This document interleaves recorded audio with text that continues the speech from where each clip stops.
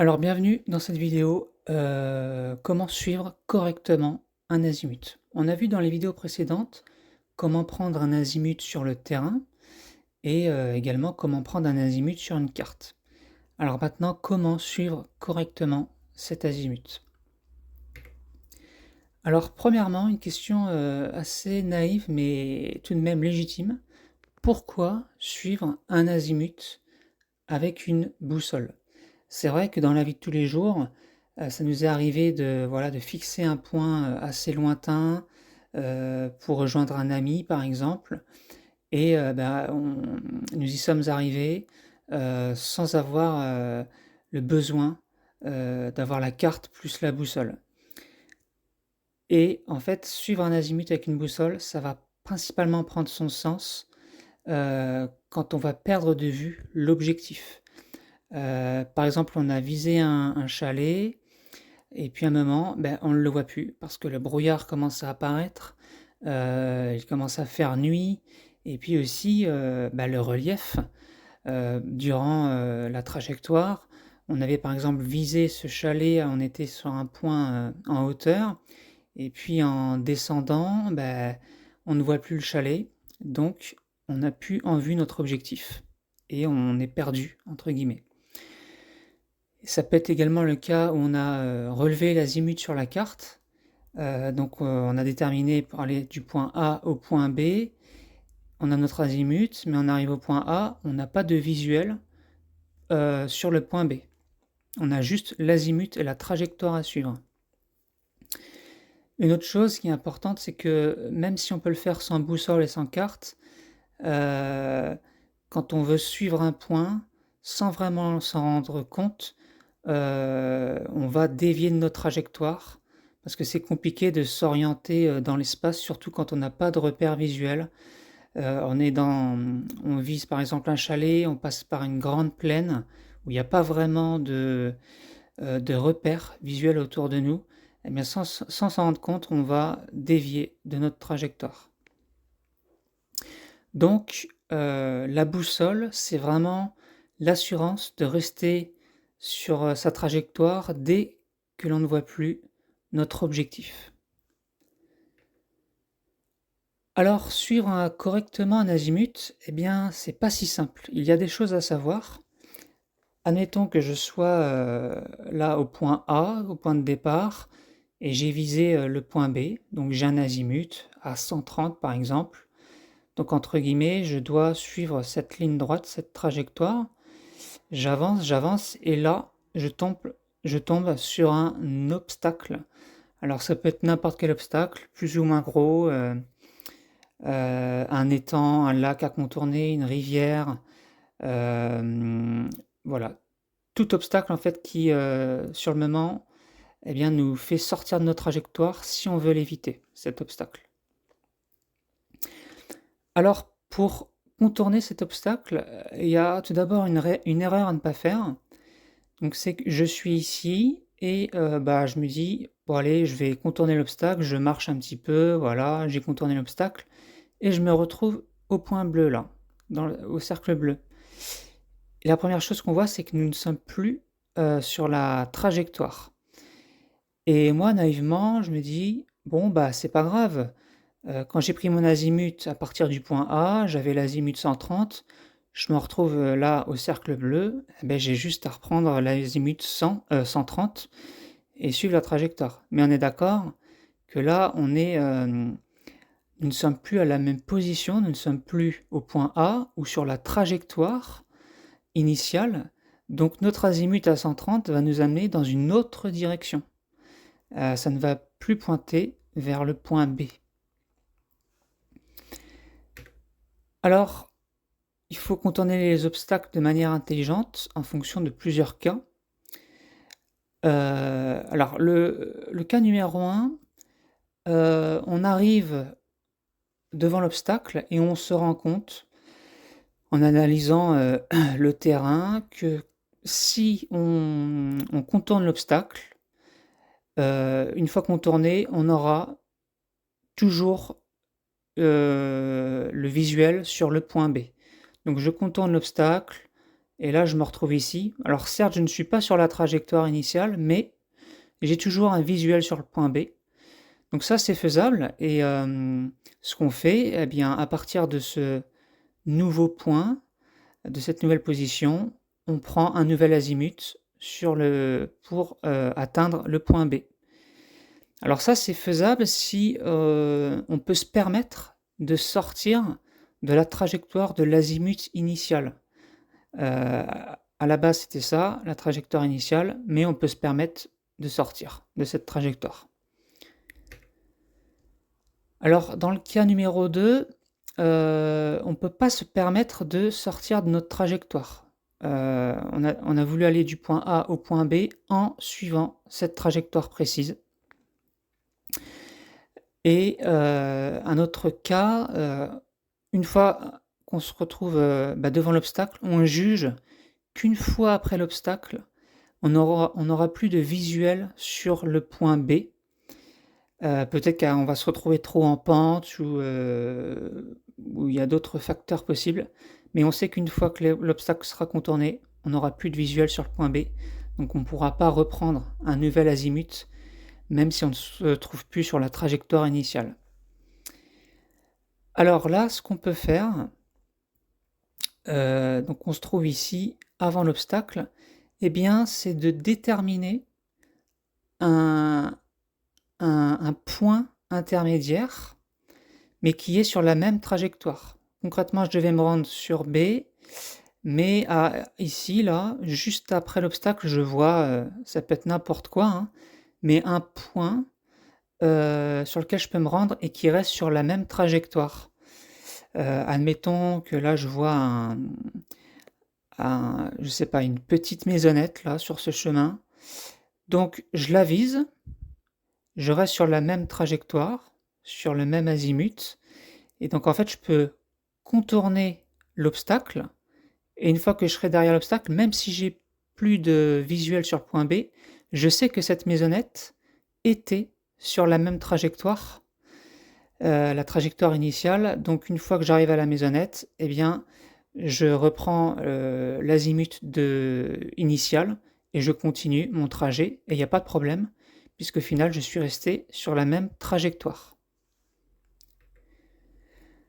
Un autre cas, eh bien, c'est que je suis devant mon obstacle et j'arrive pas à trouver de visuel, enfin un autre point, un point de repère intermédiaire sur lequel je vais pouvoir m'appuyer. Et je vois que après avoir contourné l'obstacle, je n'aurai plus de visuel sur le point B. Donc en gros, je vais sûrement contourner l'obstacle, dévier de ma trajectoire et je n'aurai plus de visuel sur le point B. Là, une méthode à faire, j'ai pas le nom exact, mais on va l'appeler la méthode du parallélisme. C'est que donc avant l'obstacle, je vais me mettre ici, admettons que je sois au nord à 360 degrés, là, enfin la trajectoire c'est vraiment vers le nord pur, enfin le nord pur, vers le nord magnétique, donc je suis à 360 degrés, et ce que je vais faire, c'est que je vais tourner pour contourner l'obstacle, et je vais former un angle à 90 degrés, voilà, comme ça. Donc admettons que je sois à 360 degrés, et là je veux tourner vers la droite pour contourner l'obstacle, je vais me mettre vers l'est, par exemple. Et donc je marche et je compte mon nombre de pas, 1, 2, 3, 4, 5, et là je vois que je peux reprendre le chemin pour contourner l'obstacle, et là, je vais ici là me remettre sur l'azimut de base que j'avais pris pour aller du point A vers le point B, et je vais continuer comme ça. Alors certes, je ne vais plus pointer vers le point B, mais je vais être parallèle à la trajectoire initiale. Et voilà, je monte, et puis là, l'idée c'est de revenir, une fois qu'on a contourné l'obstacle, sur la trajectoire initiale. Donc je reviens ici. J'ai toujours en mémoire le nombre de pas que j'ai fait là. Donc 1, 2, 3, 4, 5. et là, je me retrouve sur la bonne trajectoire, sur la trajectoire initiale. Alors là, c'est très théorique, cet exemple. La première limite possible, déjà, donc il faut faire un angle à 90 pour pouvoir. En fait, on fait un angle à 90 pour pouvoir être bien parallèle une fois qu'on se remet à marcher parallèlement à la trajectoire initiale. Mais dans la réalité, ça va peut-être être impossible de prendre un angle à 90. Qu'est-ce qui nous dit qu'ici il n'y a pas un obstacle ou autre? Donc, en fait, dans l'idéal, c'est d'essayer d'être le plus à droite possible, voilà, de contourner et de se remettre parallèle au trajet, essayer d'être le plus parallèle possible, et ensuite de retourner sur le trajet initial. Donc quand on tourne, même si c'est pas à 90 degrés, on compte le nombre de pas que l'on fait, on se met parallèle, le plus parallèle au trajet possible, on retourne à gauche en comptant le nombre de pas qu'on a fait juste avant pour tenter de retomber sur la trajectoire initiale. Alors, il y a d'autres contournements d'obstacles, c'est quand on a plusieurs petits obstacles. Concrètement, on est en forêt, là les points rouges, c'est plein d'arbres. Le risque, c'est d'éviter, généralement quand on va éviter des obstacles, on va le faire avec notre jambe dominante. On arrive ici, obstacle, on tourne vers la droite. On a un autre obstacle, on retourne vers la droite. Donc on va toujours, par exemple, éviter en allant vers la droite et ça, petit à petit, ça va nous faire dévier de notre trajectoire initiale. Donc une manière de pallier ce problème, c'est de faire des zigzags. On arrive ici, premier obstacle, je tourne vers la droite. Un autre obstacle, je tourne vers la gauche. Droite, gauche, et ça nous permet de rester à peu près sur la trajectoire initiale. Alors, il est également important de veiller à toujours suivre des azimuts, enfin des points de repère intermédiaires. On va aller du point A au point B, on a peut-être 3 km ou plus à faire. Eh bien, on va placer des points de repère intermédiaires pour que ce soit plus simple. Je pars du point A, là j'ai un premier point de repère intermédiaire qui est bien sur la trajectoire, hein, donc sur le même azimut. J'ai pris mon azimut sur le point A pour aller au point B, il est par exemple à 130. L'azimut que je vais viser pour ce premier point intermédiaire devra également être à 130 et tous les autres à 130 également. Et donc ça, le fait d'y aller par point de repère intermédiaire, ça évite tout d'abord de toujours regarder la boussole, puisque si le point de repère est assez proche, voilà, on peut lâcher la boussole, on va pas trop se perdre, il est assez proche ce point de repère, donc on regarde là où on marche plutôt que d'être fixé sur la boussole, et voilà, au risque de ne pas voir là où on marche tout simplement. Ça permet de contourner plus facilement les obstacles, s'il y en a plusieurs, ces points intermédiaires. Et puis c'est intéressant si la visibilité est réduite, voilà, de toujours marcher avec des points de repère intermédiaires. Et je le répète, à faire en sorte qu'ils soient toujours sur la même trajectoire.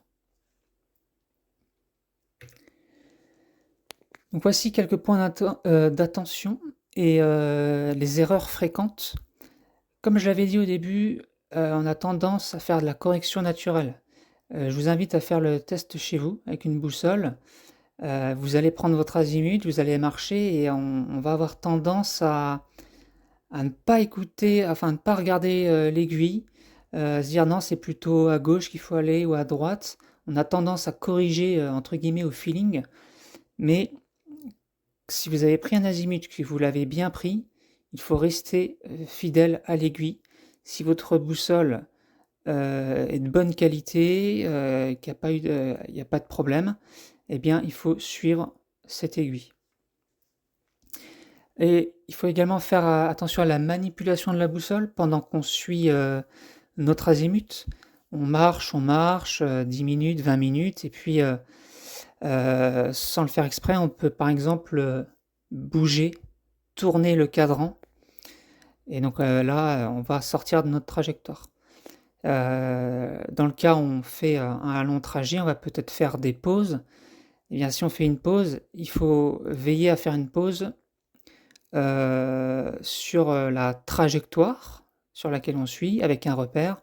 Par exemple, on sait que cet arbre, hem, est sur notre trajectoire, il est sur l'azimut de notre trajectoire, donc on fait notre pause, on peut aller un peu à droite, à gauche et ensuite on reprend notre chemin, en s'appuyant, sur cet arbre qui était sur notre trajectoire. Et une autre chose importante, c'est la préparation. En fait, c'est dangereux de suivre aveuglément un azimut. Hem, il faut toujours regarder la carte avant, eh bien, pour prévoir les potentiels obstacles. Voilà, si on prend un azimut et qu'on n'a pas regardé la carte et qu'au final, au bout de 10 minutes de marche, on se retrouve face à une rivière, qui est impossible à contourner, facilement. Bon, bah, là, on va devoir, recalculer notre itinéraire. Voilà, il faut également, prendre en compte les dénivelés possibles, les chemins qu'on va rencontrer, tous les autres obstacles. Voilà, ça, c'est à prendre en compte et si on n'a pas fait cette préparation et qu'on tombe face à un gros obstacle, on l'a vu, on peut par exemple appliquer la méthode du parallélisme en faisant un angle à 90 et en suivant de manière parallèle, notre trajectoire, mais on l'a vu, ça a ses limites ça. Donc quand on arrive dans ce genre de cas de figure, si vraiment l'obstacle est vraiment énorme, une montagne par exemple, là c'est mieux de se poser et de recalculer l'itinéraire. Et d'une manière générale, surtout dans une optique de randonnée, bah, l'idéal c'est de vraiment rester sur les chemins. Heu, Si vous voulez couper pour gagner du temps, attention, les raccourcis généralement ça peut réellement faire perdre du temps, surtout s'ils sont hors sentier. Donc faire, bien sûr attention à ça. Voilà, je vous remercie.